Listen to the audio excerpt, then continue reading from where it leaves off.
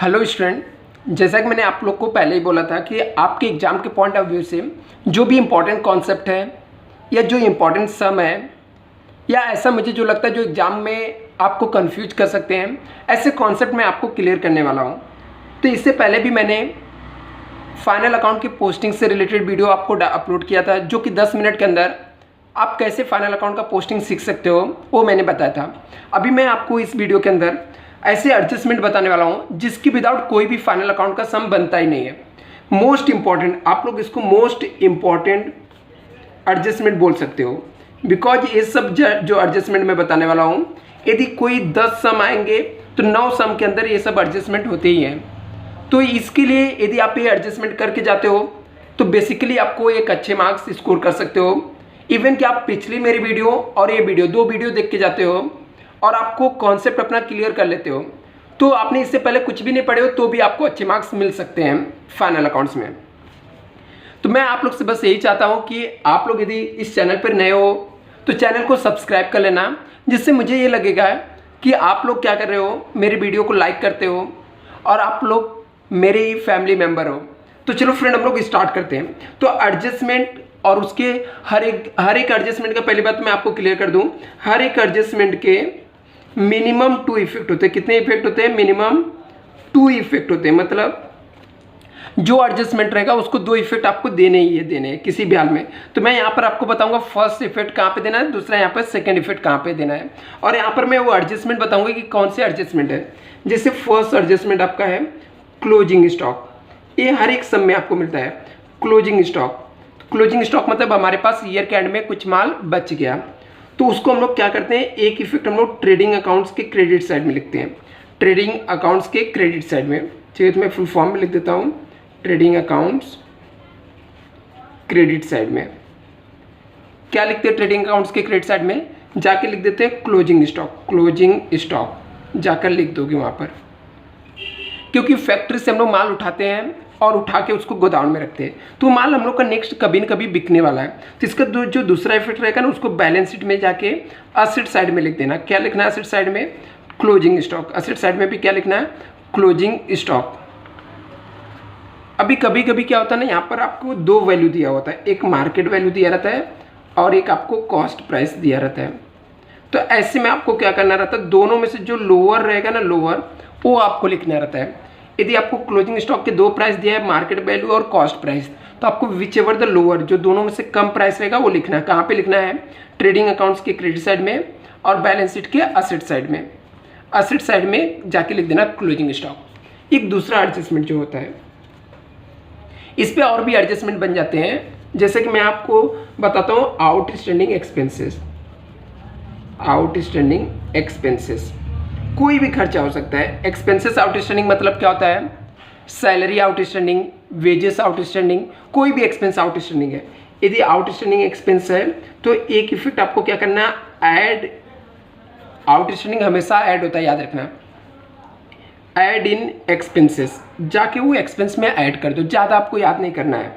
For example के तौर पे सैलरी पहले से आपको कहाँ पे, मान लो P&L में दिया हुआ, प्रॉफिट एंड लॉस में, और ये आउटस्टैंडिंग है तो इसमें जाके ऐड कर देने का, ऐड आउटस्टैंडिंग सैलरी जाके ऐड कर देने का। यदि वेजेस आउटस्टैंडिंग है तो वेजेस में जाके क्या कर देना, आपको ऐड कर देना है। रेंट आउटस्टैंडिंग है तो रेंट में आउटस्टैंडिंग रेंट करके ऐड कर देना। एक इफेक्ट क्या रहेगा, ऐड इन एक्सपेंसेस। दूसरा इफेक्ट बैलेंस शीट के, BS मतलब बैलेंस शीट के लायबिलिटी साइड। लायबिलिटी साइड में क्या करेंगे, जाके लिखेंगे आउटस्टैंडिंग एक्सपेंसेस। जैसे आउटस्टैंडिंग सैलरी रहेगा तो वहाँ पर जाके आप आउटस्टैंडिंग सैलरी लिख सकते हो। आउटस्टैंडिंग वेजेस रहेगा तो आउटस्टैंडिंग वेजेस लिख सकते हो। तो यहाँ पर आपके 2 एडजस्टमेंट क्लियर हो गए।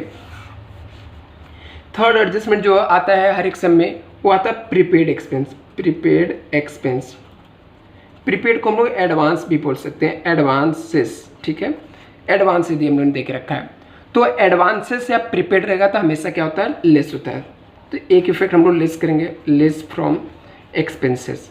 जैसे मान लो फॉर एग्जांपल हम लोग ने इंश्योरेंस को एडवांस में दे के रखा है, तो क्या करेंगे, एग्जांपल के तौर पे मान लो इंश्योरेंस आपने पहले से दे के रखा है, ठीक है। ये कहाँ पे प्रॉफिट एंड लॉस में रहता है इंश्योरेंस, ठीक है। तो आप इसमें से लेस कर दोगे, लेस प्रीपेड इंश्योरेंस जो आपने एडवांस में दिया है वो लेस कर दोगे, ठीक है। एक इफेक्ट आपको क्या कर देना है, इंश्योरेंस में से लेस कर देना है। दूसरा आपने एडवांस में दे के रखा है तो बैलेंस शीट में जाओगे, बैलेंस शीट में असेट साइड में जाके लिख दोगे प्रीपेड इंश्योरेंस। क्या लिख दोगे, प्रीपेड इंश्योरेंस। आई थिंक आपको ये चीज़ें समझ में आ गई। आउटस्टैंडिंग एक्सपेंस को एक्सपेंस में ऐड करना है और लाइबिलिटीज़ में लिखना है। प्रीपेड एक्सपेंस को लेस करना है एक्सपेंस में से, जैसे रेंट प्रीपेड है तो रेंट में से लेस करेंगे, और दूसरा फिर जाके असेट्स में लिख देंगे बैलेंस शीट में। फोर्थ आपका आ जाता है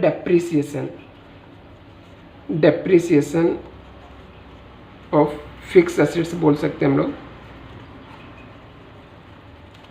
तो एक क्या करना है, एक इफेक्ट आपको एक तो लेस कर देना, लेस फ्रॉम असेट्स में से माइनस कर देना है। ये असेट्स होता है कहाँ पे, बैलेंस शीट में होता है। तो बैलेंस शीट के जो असेट्स रहेंगे वो असेट्स में से आप माइनस कर दोगे। दूसरा हम लोग को लॉस हो गया तो कहाँ पे लिखने का, प्रॉफिट एंड लॉस अकाउंट के डेबिट साइड में।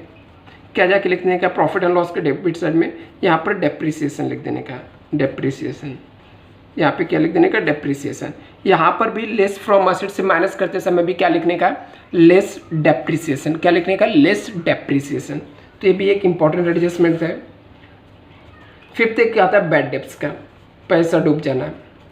ये मेरा जो बैड डेब्ट्स है पैसा डूब गया तो हम लोग क्या करेंगे, लेस करेंगे, लेस फ्रॉम डेटर। एक डेटर में से लेस कर देंगे। डेटर होता है कहाँ पे, बैलेंस शीट में होता है। कहाँ पे होता है, बैलेंस शीट में।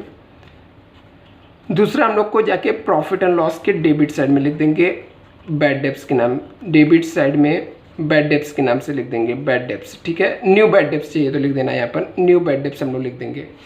बैड डेब्ट्स क्या करना है, लेस फ्रॉम डेटर, डेटर में से आपको लेस कर देना है, डेटर में से लेस कर देना है। दूसरा आपको प्रॉफिट एंड लॉस के डेबिट साइड में बैलेंस शीट में लिख देना है। नेक्स्ट ऐसे हम लोग को आ जाता है आरडीडी।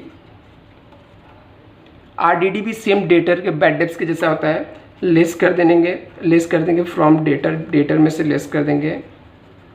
और दूसरा इफेक्ट आपका प्रॉफिट एंड लॉस के डेबिट साइड में जाके लिख देंगे। तो ये 5 एडजस्टमेंट जो मैंने बताया, 6, ये मोस्ट इंपॉर्टेंट एडजस्टमेंट है। मुझे लगता है कि इसके विदाउट कोई सम जल्दी बनता नहीं है। तो इतने एडजस्टमेंट आप पढ़ के जाओगे तो इसमें से 4-5 एडजस्टमेंट तो आपको एग्जाम में आने वाले ही है। और भी जो एडजस्टमेंट है उसके लिए मैं दूसरी वीडियो बताकर आप लोग को बताने वाला हूँ। Thank you so much.